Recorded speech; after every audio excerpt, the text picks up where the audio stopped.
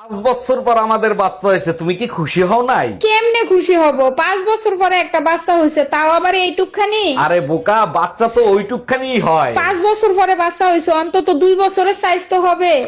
हम इसका पति है, हमको सिर्फ फांसी का सजा चाहिए। কিরে বাপের রাজকুমারী, লেখাপড়া তো শেষ করলি, এবার বিয়ে করে ফেল। ছোটবেলা থেকে বাবা মায়ের ঝগড়া দেখতে দেখতে বিয়ের উপর থেকে আমার মন উঠে গেছে। ও আচ্ছা, তা ভবিষ্যতে কি করবি, কোনো সিদ্ধান্ত নিছিস? চাকরি করব, আমি নিজেও বিয়ে করব না, আমার ছেলে মেয়েদেরকেও বিয়ে করতে দিব না। হোক মেয়ে হোক, দুটি সন্তানই যথেষ্ট। আচ্ছা ভাবি, আপনি 6টা বাচ্চা নিলেন কোন আক্কেলে? ভাই, আমার তো 6টা বাচ্চা, আর আমার শ্বশুরের যে 10টা বাচ্চা, তার কাছে জিজ্ঞেস করতে পারেন না সে কোন আক্কেলে নিছে? জিজ্ঞেস করছিলাম, সে যে উত্তর দিছে তা শুনলে আপনি নিজে বেহুশ হয়ে যাবেন। তাই নাকি? তার শ্বশুর মশাইয়ের কাছে কি জিজ্ঞেস করছিলেন? জিজ্ঞেস করছিলাম, কাকা আপনারা যে 15টা 16টা করে বাচ্চা নিতেন, আপনাদের কি খাইয়ে দেয় কোনো কাজ ছিল না? শ্বশুর মশাই কি উত্তর দিছিল? উত্তরে বলল, বাবারে তোমাদের মতো সারা রাত আমরা মোবাইলে সময় নষ্ট করতাম না। বাপকা বেটা সিপাইকা গোরা, আপনার ভাইও রাতের বেলা মোবাইল চালায়, সময় নষ্ট করে না। বিয়ে করতে পারেন, কোনো সমস্যা নাই। 7টা পর্যন্ত বিয়ে করা জায়েজ আছে, কিন্তু বাংলাদেশে এটা করলে বিপদ আছে।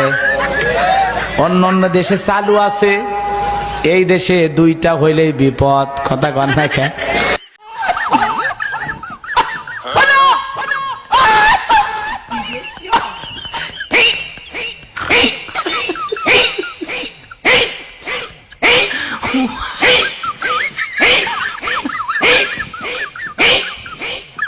ভাবি মনে কিছু করবেন না, আপনারা যে 10-12টা বাচ্চা নিলেন তা আপনাদের লজ্জা করে না? ভাই, লজ্জা তো আমার করে, কিন্তু নির্লজ্জ বেহাইয়া জামাইটারে কেমনে লজ্জা দিমু সেটাই ভাবছি। ও আচ্ছা, তা ভাই কি করে? এতগুলো বাচ্চা দেখার পরেও বলেন কি কাজ করে? এর আগে তুমি আমাকে বলতে তুমি আমার চাঁদ সুন্দরী, তোমাকে চাঁদের মতো দেখতে লাগে, এখন বলো না কেন? বিয়ের আগে চাঁদে লোক যাইতো না, এখন যাওয়া দরছে। চাঁদ যদি কোনোভাবে জানতে পারে তোদের সাথে চাঁদের তুলনা করি, তাইলে চাঁদ ওইখান থেকে লাফ দিয়ে পৃথিবীতে আত্মহত্যা করবে।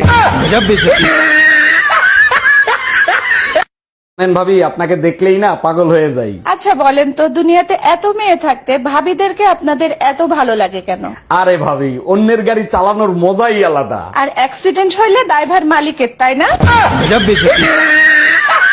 এই সুমা, কই তুমি? কার সাথে এত কথা বলতিছো?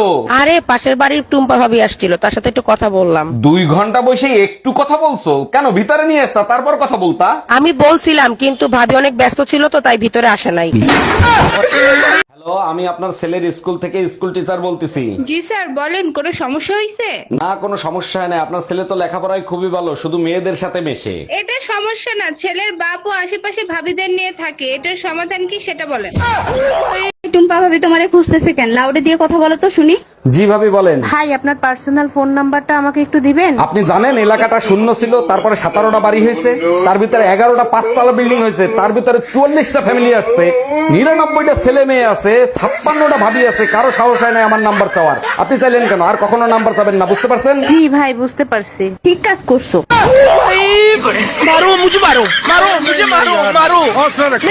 এই শোনো, তুমি আমার মানিব্যাগ থেকে টাকা নিছো? জরুরি দরকার ছিল তাই নিছি। কেন, তোমার কোনো সমস্যা আছে? আরে বাবা, দরকার ছিল আমার কাছ থেকে চাইয়ে নিতা। কতদিন আর তোমার কাছে চাবো? নিজেকে আত্মনির্ভরশীল হতে দাও।